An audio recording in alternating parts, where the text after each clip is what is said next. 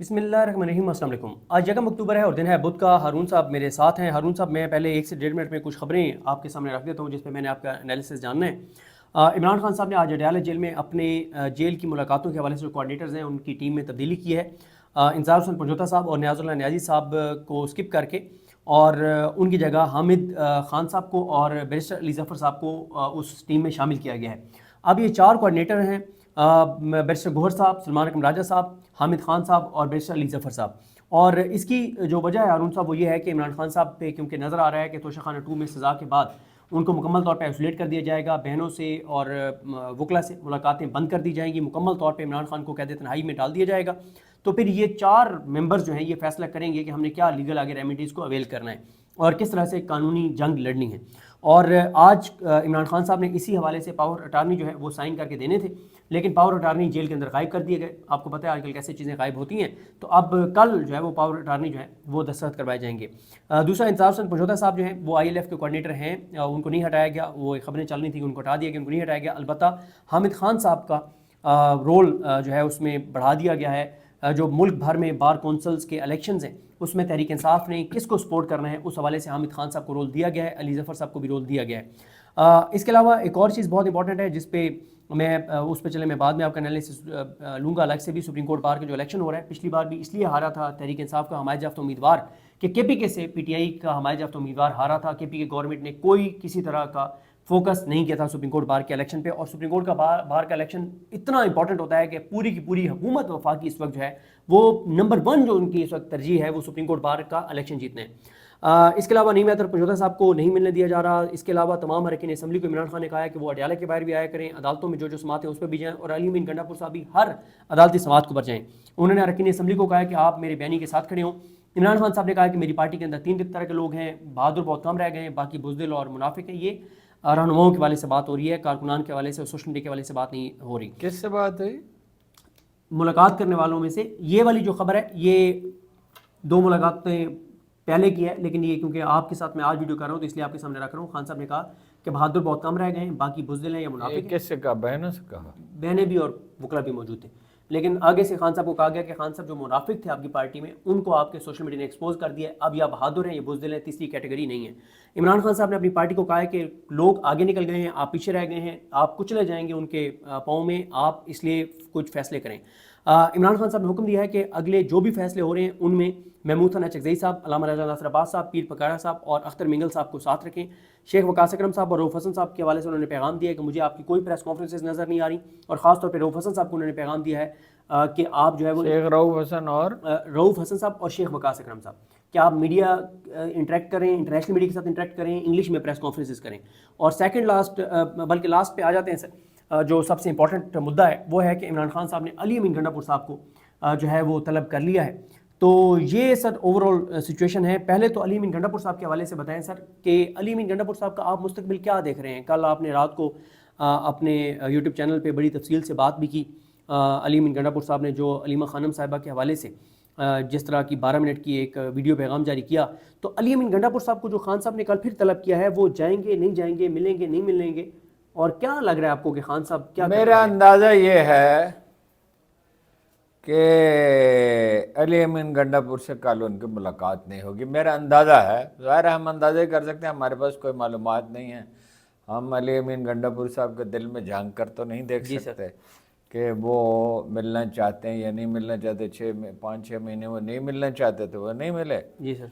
बाकी उनका अंजाम वही है जो किसी भी पार्टी को और या उसके लीडर को, यहाँ तो लीडर ही है, पार्टी तो मतलब वोटर हैं और लीडर है, बीच में तो कुछ है नहीं, कोई काबिल ज़िक्र नहीं। अगर जो कुछ अच्छे लीडर हैं, काबिल एतमाद हैं, लेकिन मेजॉरिटी जो है वो सहमी हुई है, कम से कम कुछ कंप्रोमाइज हैं, कुछ सहमे हुए हैं और जबर भी बहुत ज़्यादा है। तो मेरा अली अमीन गंडापुर को वही अंजाम होगा जो अपना बेवफा लोगों का होता है। वो तो तारीख़ में जितनी चाहें आप मिसालें मैं दे सकता हूँ, लेकिन मैं कोई सख्त लफ्ज़ नहीं इस्तेमाल करना चाहता। जो करना चाहिए, जो बात मुझे कहनी थी वो मैंने कह दी रात को, कि पार्टी को वो छोड़ चुके हैं, वो अब अपनी ज़ात की सियासत कर रहे हैं। ज़ात की सियासत इस तरह कर रहे हैं, करप्शन बिल्कुल आम है, उनके बारे में ये तासुर है کہ یہ پیسے وزیر اعلیٰ ہاؤس تک پہنچتے ہیں، ان کے بارے میں یہ کہانیاں لوگ سناتے ہیں. اب اس کی کوئی تحقیقات کرے پارٹی تو پتہ چل سکتا ہے کہ وہ لوگوں کو خریدنے کی کوشش کرتے ہیں، لوگوں کو oblige کرتے ہیں، لوگوں کو پیسے بنانے کی کھلی چھٹی دے دی ہے. دراصل یہ پی ٹی آئی کی حکومت ہی نہیں ہے، نمبر ایک. نمبر دو، وہ پی ٹی آئی کے وزیر اعلیٰ ہی نہیں ہیں.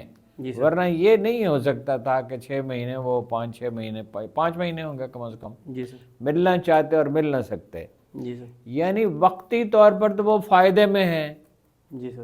جیسے میر جعفر اور میر صادق فائدے میں تھے، میر غلام علی لنگڑا فائدے میں تھا. لیکن الٹیمیٹلی ایسا آدمی جو ہے اس کے پاس یہ تو ہو سکتا ہے وہ کچھ روپیہ جمع کر لے، یہ تو ہو سکتا ہے وہ کوئی جائیداد بنا لے ملک ریاض کی طرح، لیکن الٹیمیٹلی تو وہ ایک بے وفا آدمی کا جو انجام ہوتا ہے وہی ہوتا ہے. دیکھیے میں آپ کو پتہ ہے ایک نقطے پہ بہت زور دیتا ہوں ہمیشہ، اور میرے خیال میں وہی سب سے اہم نقطہ ہے زندگی میں. دیکھنا چاہیے بنیادی اصول کیا ہے، جی سر. کسی بھی معاملے میں بنیادی اصول کیا ہے. جہاں تک میں اپنے ذہن پہ زور دیتا ہوں تو مجھے یہاں بنیادی اصول جو نظر آتا ہے وہ یہ ہے، رسول اللہ صلی اللہ علیہ وسلم نے فرمایا کوئی اس دنیا سے اٹھے گا نہیں جب تک اس کا باطن واشگاف نہ ہو جائے. اللہ اکبر. عبد الغفار خان ایک حریت پسند کی موت مرتے، لیکن افغانستان پہ روسیوں نے حملہ کر دیا، انہوں نے روسیوں کی حمایت کر دی. پشتون قتل ہو رہے ہیں، آپ کس چیز کی حمایت کر رہے ہیں؟ جی سر. انڈیا کی حمایت انہوں نے جاری رکھی. وہ بھائی قیام پاکستان سے اختلاف کوئی جرم نہیں تھا. بعض لوگ ایسے بھی ہو سکتے ہیں جو نیک نیتی سے اختلاف کر رہے ہیں، میرا تعالیٰ شاہ بخاری کے بارے میں یہی خیال ہے. لیکن اس کے بعد وہ انڈیا میں انہوں نے روپیہ جمع کیا، 90 لاکھ روپے جی سر. عام جلسوں میں.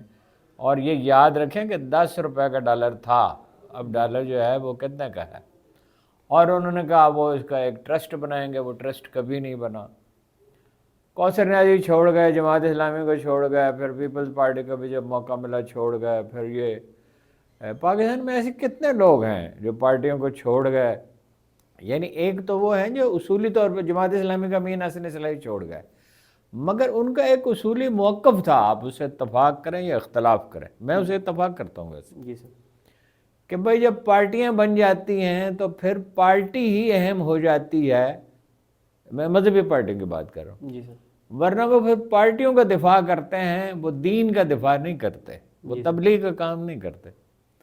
تو انجام تو ان کا کوئی ہے ہی نہیں. وہ ہو سکتا ہے کچھ عرصہ اقتدار میں رہیں، لیکن وہ اقتدار میں تو وہ بھی شریک تھے، میر جعفر بھی شریک تھے، میر صادق بھی شریک تھے، میر غلام علی لنگڑا بھی شریک تھے. اتفاق سے سارے میر ہیں.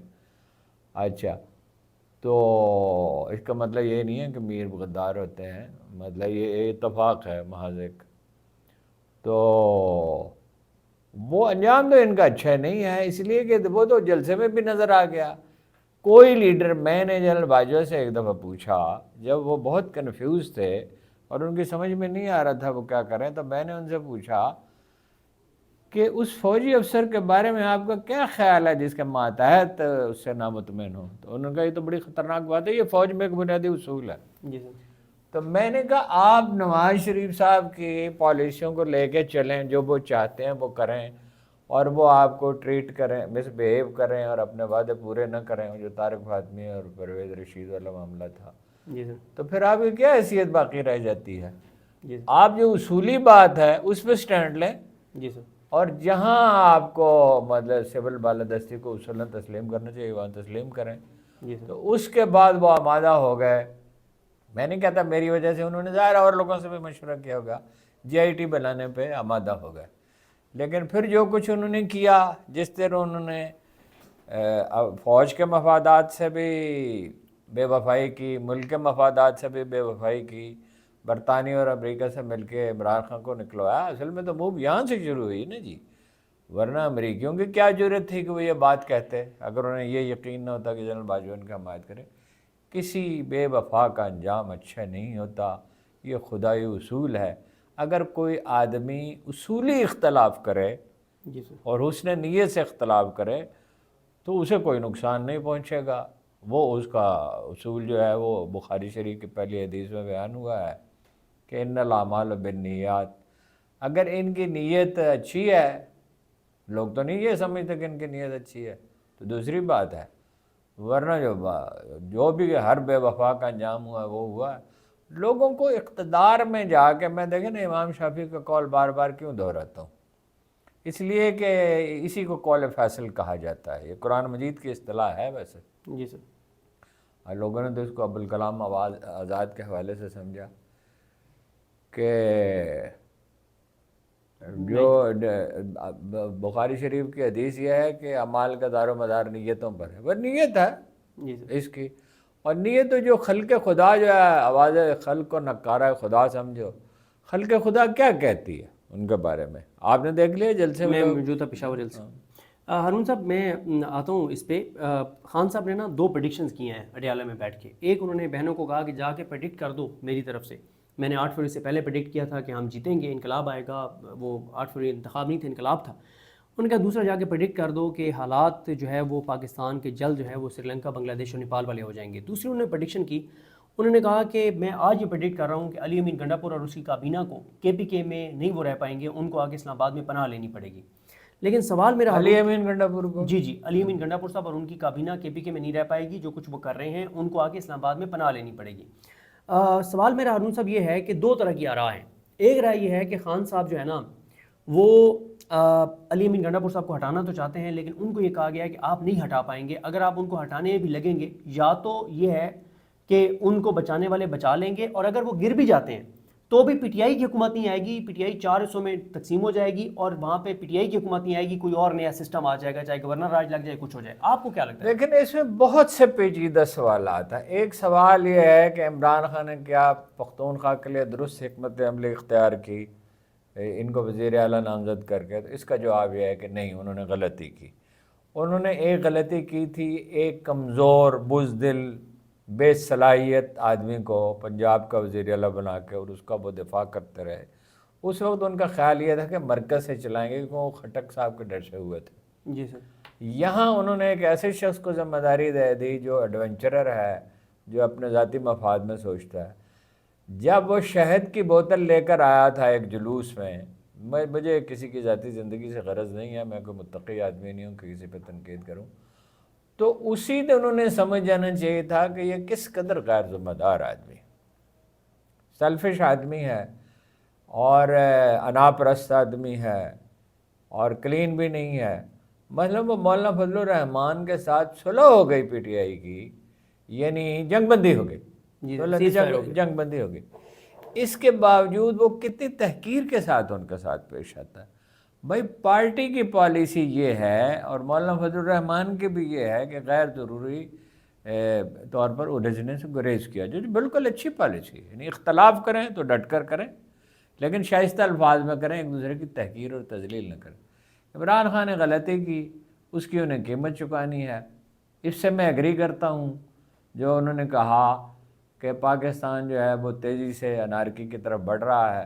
دعا میری یہ ہے کہ عمران خان صاحب کی پیشین گوئی پوری نہ ہو، اور کوئی عقل کے ناخن لیں، لوگ ہوش کے ناخن لیں اور کوئی معاملہ طے پا جائے. لیکن کشمیر میں بغاوت ہو چکی ہے، لوگ مرے ہیں. کتنے مرے ہیں؟ 1 ہیں، 2 ہیں، 7 ہیں، 8 ہیں، 9 8 ہیں، کی تصدیق ہو گئی ہے. یہ میں نہیں کہہ سکتا.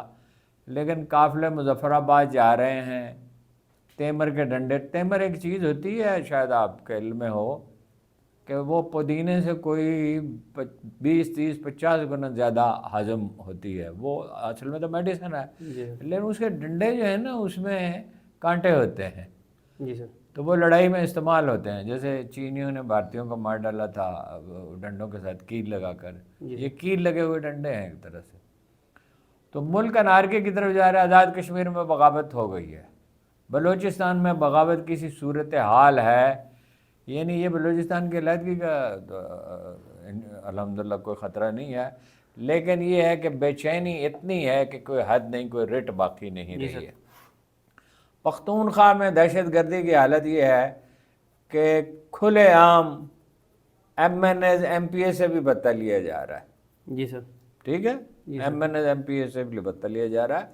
حتیٰ کہ بعض MNAs MPAs کے معاملے میں وزیر اعلیٰ نے بتا طے کرایا کہ یہ زیادہ ہے، کم ہونا چاہیے. تو گلگت بلتستان کے لوگ جو ہیں وہ معدنیات والے معاملے پہ سخت ناخوش ہیں. جی سر. اور گلگت بلتستان والوں کے بارے میں ایک بات نہ بھولیں آپ سر. یعنی یہ نہایت پرامن لوگ ہیں. جی سر. یہ پاکستان کے سب سے زیادہ پرامن شہری ہیں. جی سر. لیکن اگر یہ اٹھ کھڑے ہوئے تو آپ کو پتہ ہے کارگل میں کون جا کے لڑا تھا؟ یہی جا کے لڑے تھے. جی سر. تو یہ بڑے سخت جان لوگ ہیں. اور یعنی دیکھیے بات یہ ہے، ساری خرابی کی جڑ یہ ہے کہ جو ایک الیکشن ہوا تھا، جی سر. اس الیکشن سے پہلے پارٹی کے لوگ توڑے گئے، انتخابی نشان نہیں دیا گیا. جی سر. ان کو جو سیٹیں ملنی چاہیے تھی مخصوص سیٹیں وہ نہیں گئی، رزلٹ تبدیل کیا گیا، 2/3 ان کی اکثریت تھی. کامن ویلتھ بھی آگے رپورٹ. اب جب بنیاد ہی خرابی پر ہے، کامن ویلتھ کی رپورٹ کیا، امریکی رپورٹ بھی یہی ہے. جی سر. ٹھیک ہے. جی سر. میں یہ بات 2 سال سے لوگوں کو بتا رہا ہوں کہ امریکہ، چین، ترکی اور سعودی عرب 4 ملکوں نے سروے کرائے، اور سروے کا نتیجہ یہ تھا کہ عمران خان کے 80% ووٹ ہیں.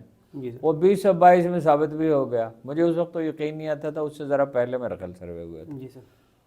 تو وہ 3/4 سیٹیں اس نے جیتی 2022 میں، تو اب بھی 3/4 وہ جیت سکتا تھا، اور بلکہ شاید 80%، 90% بھی جیت لیتا. بلوچستان میں بھی اور سندھ میں بھی وہ جیت سکتا. واحد قومی پارٹی ہے، جیسے کہ بنگلہ دیش میں واحد پارٹی عوامی لیگ تھی 1970 میں. جی سر. یہ 4 صوبوں کو جوڑنے والی پارٹی ہے، اس کو آپ تباہ کر رہے ہیں. یہ کوئی دانائی کی بات تو نہیں ہے. جی سر. اور ایسے لوگوں کو اقتدار سونپا گیا جن کا ماضی صرف داغدار نہیں ہے بلکہ بھیانک. جی سر. سر اگر آپ اجازت دیں تو احمد فرحات صاحب نے ابھی جو لیٹسٹ اپڈیٹ دی ہے کشمیر کی، اس پہ بات ہم کر لیتے ہیں. آپ نے ذکر بھی کر دیا ہے سر. یہ سر اس وقت جب ہم یہ ویڈیو ریکارڈ کر رہے ہیں 10:40 ہیں، اور یہ 9:30 بجے تک کی صورتحال ہے. وہ یہ لکھتے ہیں کہ آج دن میں مظفر آباد اور دھیر کوٹ، ڈوڈیال اور میرپور سے کوٹلی کی جانب راستے میں سیکورٹی فورسز اور مظاہرین کے درمیان خون ریز جھڑپیں ہوئیں. مصدقہ طور پر ان جھڑپوں میں 5 اور غیر مصدقہ طور پر 7 سے 8 مظاہرین اور حکومتی موقف کے مطابق 3 پولیس اہلکاروں کی جانیں گئیں. پولیس اور مظاہرین کے زخمیوں کی تعداد سینکڑوں میں ہے. مظاہرین کا موقف ہے کہ پولیس اہلکاروں پر فائرنگ پاکستان سے بلائی گئی FC اور دیگر فورسز کی جانب سے کی گئی. اس وقت باغ اور دھیر کوٹ کا قافلہ ساری رکاوٹیں عبور کر کے کوہالہ انٹری پوائنٹ پہنچ چکا ہے. میرپور ڈویژن کا قافلہ خواجہ مہران کی قیادت میں خواجہ مہران کی قیادت میں جو ہے وہ ایک پوائنٹ لکھا ہوا ہے، یعنی پونچھ ڈویژن میں داخل ہو چکا ہے، اور رات میں کسی بھی وقت یا صبح راولہ کوٹ داخل ہوگا. حویلی فارورڈ کوہوٹا کا قافلہ راولہ کوٹ پہنچ چکا ہے. پلندری سے قافلہ سردار امان کی قیادت میں صبح 11 بجے راولہ کوٹ پہنچے گا. مظفر آباد میں اس وقت مظاہرین کی ایک بڑی تعداد شہر میں موجود ہے، جو میرپور ڈویژن، پونچھ ڈویژن اور حویلی کے قافلوں کا انتظار کر رہی ہے، اور یہ سارے قافلے مل کر ایک بڑے قافلے کی صورت میں کل مظفر آباد کی جانب مارچ کریں گے. حکومت آزاد کشمیر کے وزیر اعظم انوار الحق نے وفاقی وزیر طارق فضل چودھری کے ہمراہ پریس کانفرنس میں ایک بار پھر جوائنٹ ایکشن کمیٹی کو مذاکرات کی دعوت دی ہے. جوائنٹ عوامی ایکشن کمیٹی نے کچھ مطالبات کی پیشگی منظوری کا مطالبہ بطور شرط رکھتے ہوئے مذاکرات پر مشروط آمادگی کا اظہار کیا ہے. اچھا ہارون صاحب، ایک اور لیٹسٹ اپڈیٹ انہوں نے دی ہے. کہتے ہیں نیوز الرٹ، اب تک جوائنٹ عوامی ایکشن کمیٹی کا دعویٰ ہے کہ ان کے 12 کارکنان جو ہیں وہ شہید ہو چکے ہیں. سعید حفیظ ہمدانی ہیں، یہ ترجمان ہیں انجمن تاجران مظفر آباد کے، ممبر ہیں عوامی ایکشن کمیٹی کے. انہوں نے کہا ہے ایک اور ہارون صاحب اگر آپ مجھے اجازت دیں، سوراب برکت، کیونکہ یہ بھی AJK سے ہیں، آپ کے انٹرویوز معروف آدمی. جی سر. تو انہوں نے سر وہ بھی یہ بتا رہے ہیں کہ وہاں پہ صورتحال کیا ہے. بہرحال ملتی جلتی انفارمیشن تو وہ دوبارہ میں نہیں پڑھوں گا، لیکن سر میں آپ سے 2 چیزیں پوچھنا چاہتا ہوں. ایک یہ ہے کہ سر یہ میرے سامنے سوراب برکت صاحب کی یہ پوسٹ ہے جس میں 38 مطالبات ہیں. ان میں سے سر کوئی بھی مطالبہ AJK کے لوگوں کا وہ غیر آئینی، غیر قانونی نہیں ہے، پاکستان کی دشمنی کا نہیں ہے. ایک چیز. دوسرا سر، آپ حکومت کی سنجیدگی کچھ دیکھ رہے ہیں کہ اتنے حالات خراب ہو گئے، اور طارق فضل چودھری جو اپنی سیٹ یہاں سے ہار گیا تھا اسلام آباد سے، جس کو فارم 47 پہ آپ نے جتوایا، اس کو آپ بٹھا رہے ہیں وزیر اعظم. مذاکرات کے لیے موضوع آدمی ہی نہیں ہے وہ تو، مطلب آپ ایک نقطے پہ جم جانے والا آدمی ہے، وہ کوئی اعتبار رکھنے والا آدمی نہیں ہے.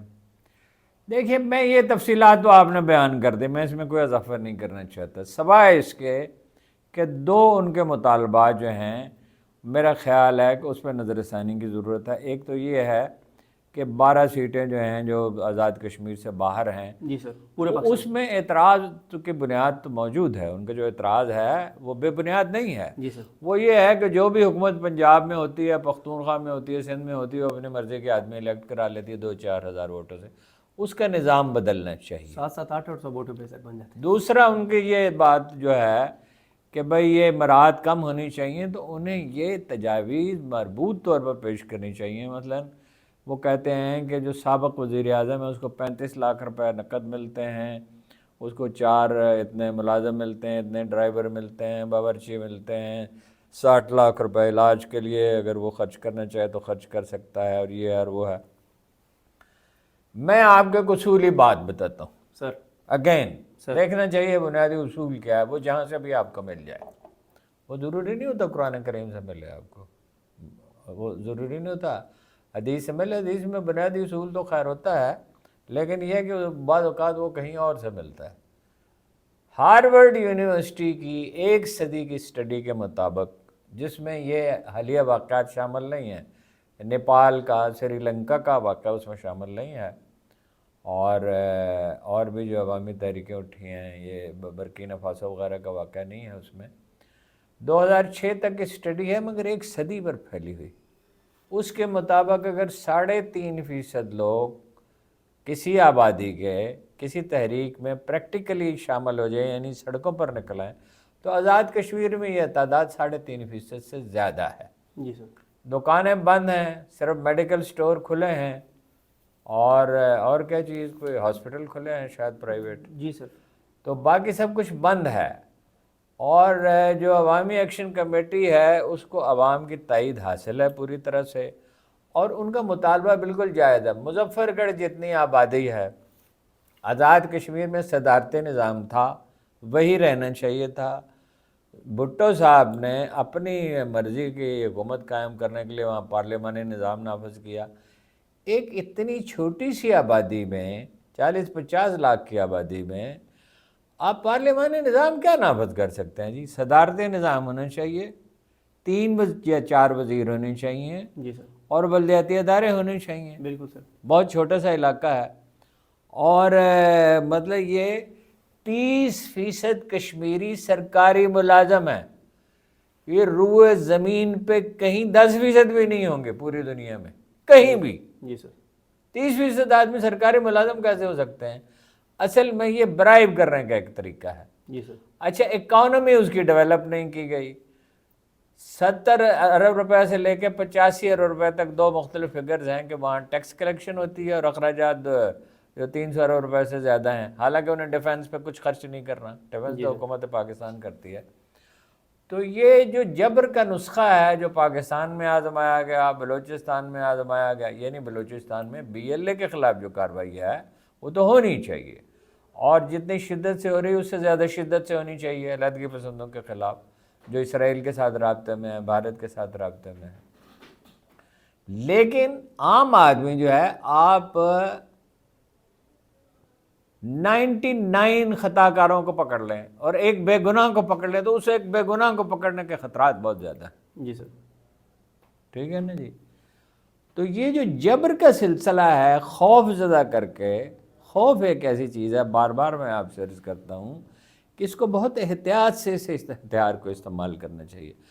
جب کسی قوم کو خوف زدہ کر دیا جاتا ہے تو اس کی ساری صلاحیتیں ہی ختم ہو جاتی ہیں، پھر وہ کسی کام کی نہیں رہتی۔ جی سر، سر دیکھیں کشمیر کے جو لوگ ہیں، آخر میں یہ بتا دوں سر آپ کو کہ دیکھیں نا ان کا یہ مطالبہ کتنا جائز ہے، جس میں وہ یہ کہہ رہے ہیں کہ 2005 کے زلزلے کے بعد کتنا پیسہ آیا، وہ پیسہ کہاں خرچ ہوا، اس کو آڈٹ ہونا چاہیے۔ نہیں، وہ تو کرپشن تو اتنی ہے کہ اب میں اس کی تفصیل میں پڑھوں تو آپ کا دوسرا یہ ہے کہ یہ پالیسی آزاد بلوچستان میں تو اب ہوئی ہے نا، ایک حد تک پہلے بھی تھی، اور دوسری آزاد کشمیر میں تو یہ ایک سردار سکندر یاد صاحب ایک سڑک پہ مجھے مل گئے، بہت پرانی بات ہے، جب وہ وزیر اعظم تھے۔ جی سر، میں نے کہا کیا حال ہے، سیٹلائٹ ٹاؤن میں سڑک پہ ملے، کیا حال ہے؟ کہنے لگے مستعفی ہونے کا سوچ رہا ہوں، ایجنسیاں کام کرنے نہیں دیتی۔ وہ کہانی کبھی آپ کو سناؤں گا جی سر، تفصیل کے ساتھ، میں نے آپ سے وعدہ کیا تھا کہ میں انہیں لے کے گیا ایک صاحب کے پاس، انہوں نے پھر بات چیت کی، پھر کچھ حکومت کے لوگوں سے بات ہوئی اور وہ بچ گیا قصہ، ورنہ وہ مستعفی ہونے کے لیے تیار تھے۔ اگر اس وقت مستعفی ہو جاتے وہ تو ایک بحران اسی وقت کھڑا ہو جاتا۔ جی سر۔